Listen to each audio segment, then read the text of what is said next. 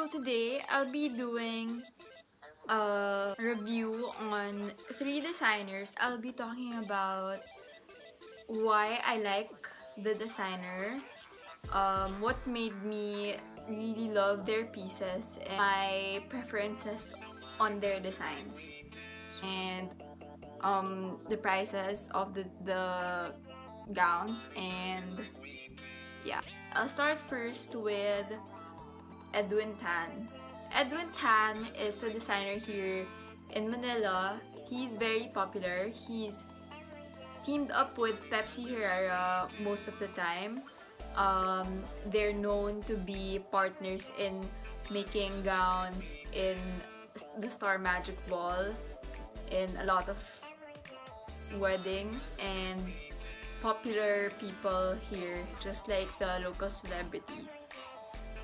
And I like him because his designs are not very common, and he really makes his own preferences. Like before, when I met him, I told him to make me a gown for my graduation ball, and he was like, "What's the theme of your ball?" And I said, it's a circus themed event. And then he said, "Have you ever tried wearing a color red orange dress?" And then I told him no. So at first I was scared, but I told myself to get out of my comfort zone, because I always choose the light colors and not really bold colors for events like that. So yeah, when the result came out, his design is very impressive, because I didn't really expect him to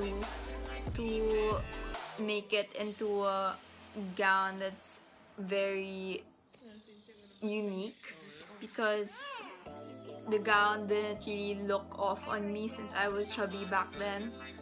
And I really like him because how he handled me, just by talking to me, to know my personality and to know what I don't like about my body, so that he wouldn't really emphasize that insecurity.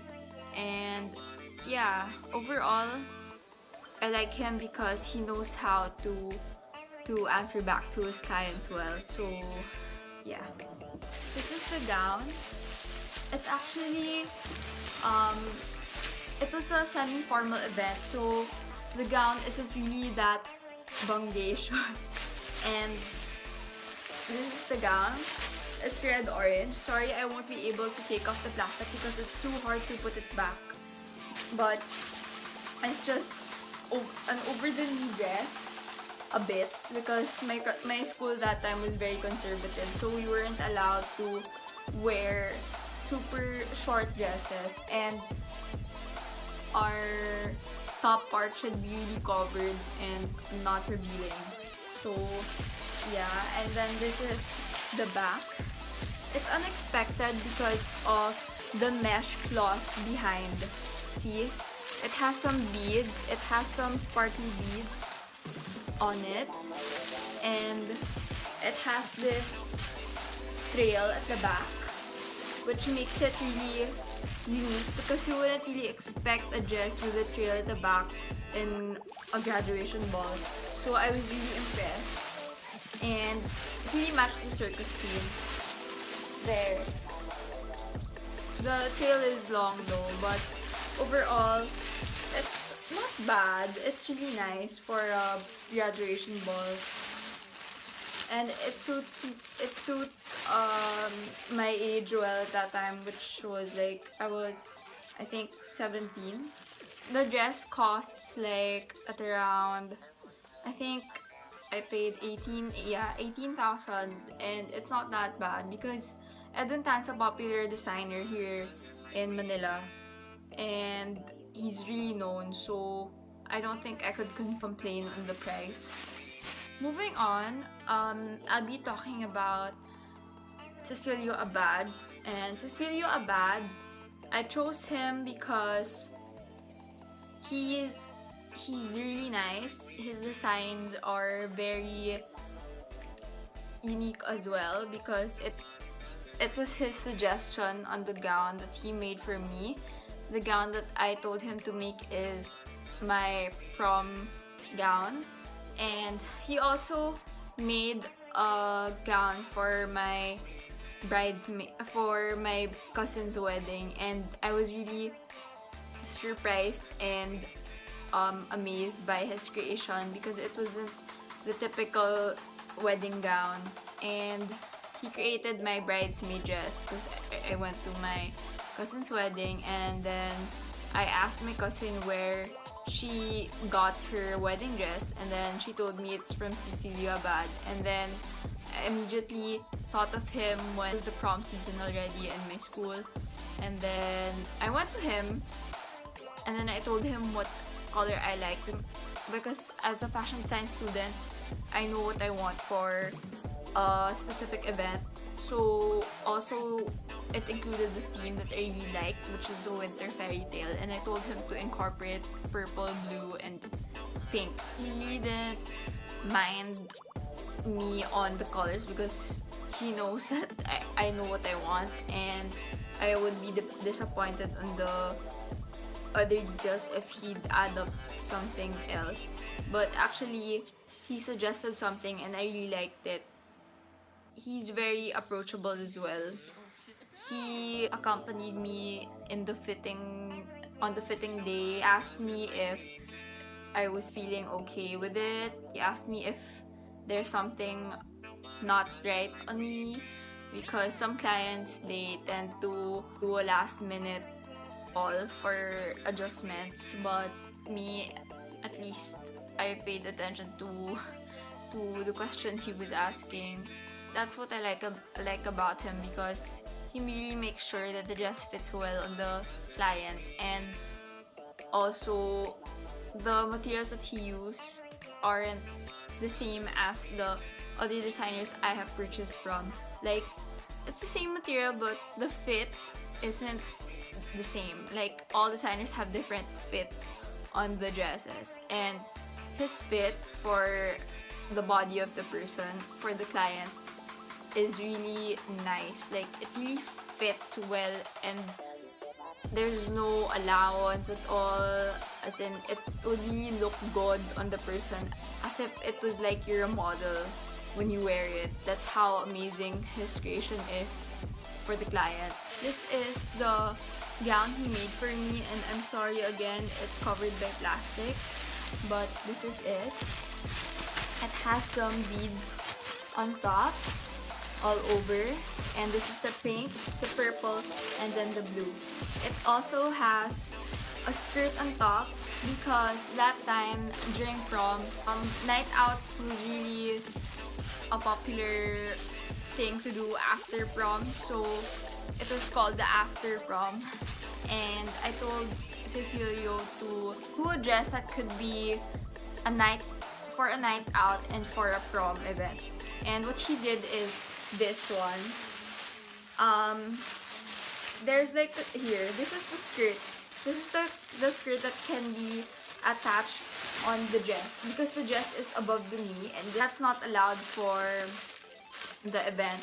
And then so I took this off when it was my after prom already, and all my friends told me that this is really good, as in it really looked good on me, because they've seen me in a lot of dresses already from different designers, and this is the dress that really stood out the most for them.